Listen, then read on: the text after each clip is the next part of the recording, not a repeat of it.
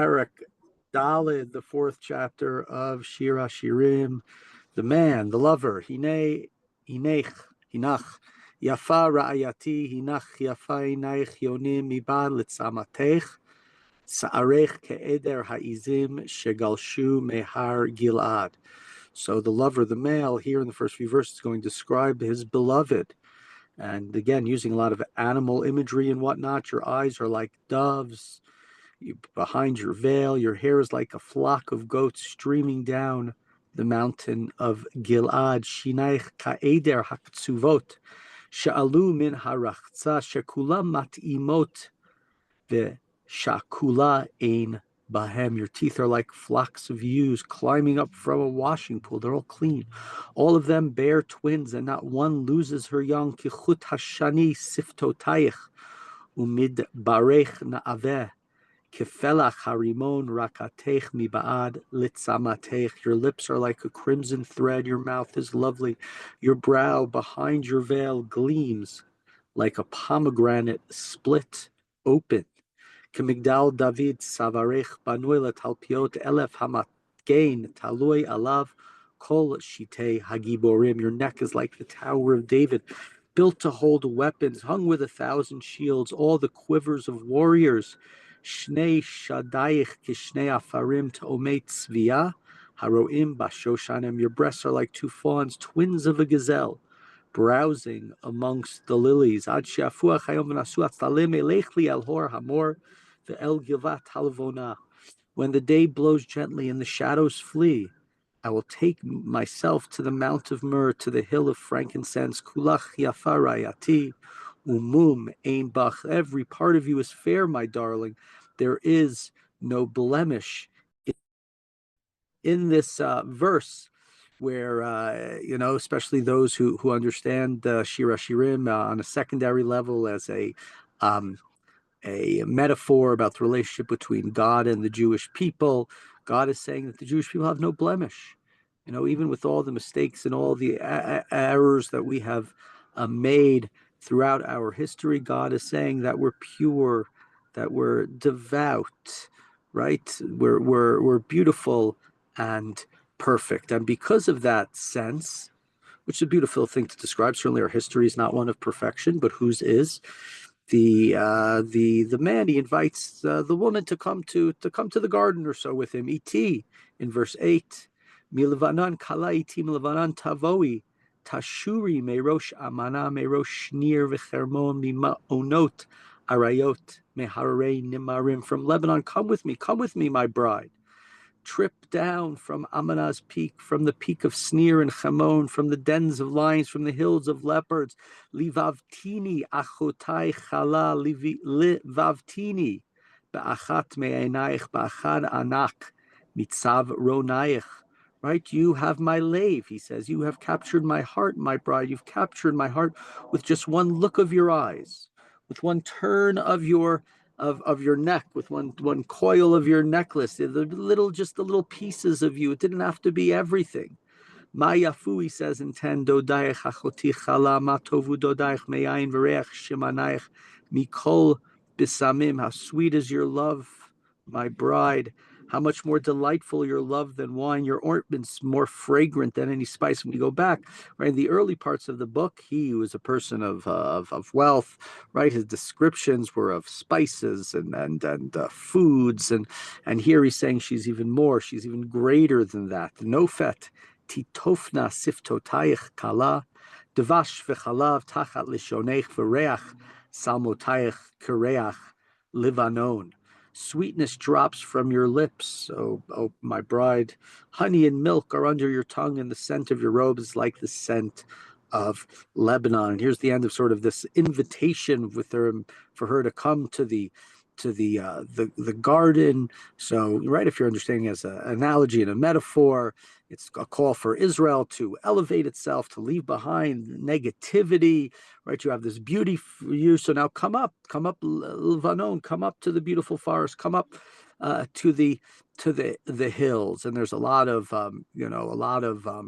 sensory imagery here, and this sense of telling Bnei Yisrael to come up to the mountain, or telling this woman to come together with me that we can have this relationship and this intimacy together.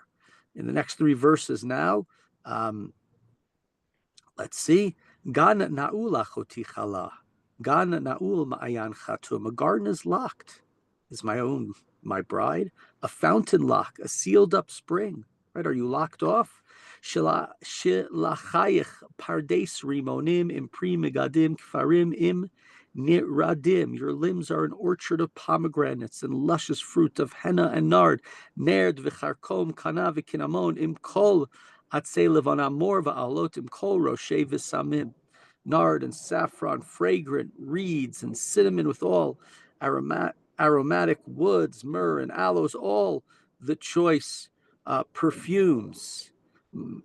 Urit safon uvoi teman afichi gani yizlu v'samav yavodo dilaganov yochal primegadav. Awake wind, come, blow upon my garden, that it's perfumed. Did I accidentally skip a verse there? My apologies.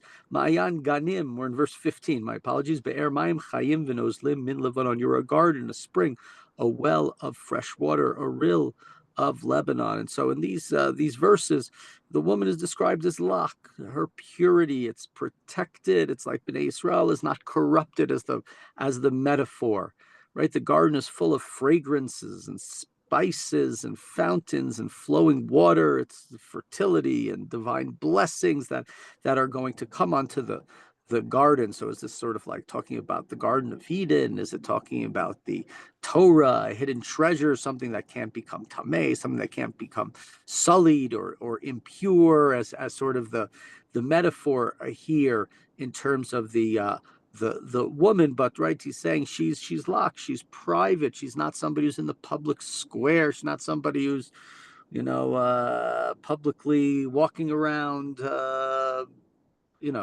with no clothing or whatever it is, sullying herself and her reputation. She's refined and decent and kind and all of those things. And then finally, she is going to respond back to him in Pasuk Ted Zayin in verse 16. Urit safon uvoi teman, hafichi gani yizlu v'samav yavo dodi legano v'yochal pri megadav. So north wind, awake. South wind, come on, blow upon my garden.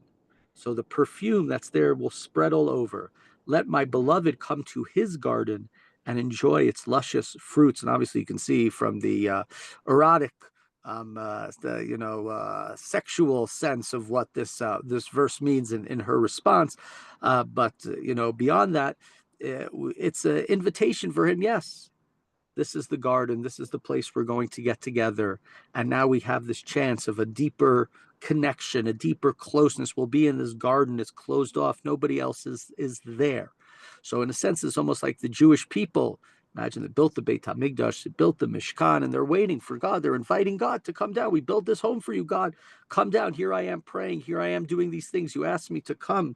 So here I am doing these mitzvot, trying to connect, and I'm asking you to come down. I've spread the Torah. I've done mitzvot. I've prayed. I've done the different things that you have asked me for. So this is a sense where the Jewish people are now saying, we've done our part. Phrase haba l'taher mitaharin oto. Right? God doesn't just make you pure. If you come and you try to purify yourself, then God will make it happen. Right? That God doesn't make it happen unless you start the process. So here, God has invited the Jewish people to his Torah, to his garden, described in a beautiful way, and the Jewish people do it in this analogy, in this metaphor. The Jewish people have gone to they've learned the Torah, they've done nice commandments and then good mitzvot and kind things. And now, so they say, okay, we've done our part. Now you come down. Is this asking for a messianic? Is this a full-fledged Messiah? Is this just asking for God to be in our lives, to protect us, to show us kindness, to show the Jewish people kindness?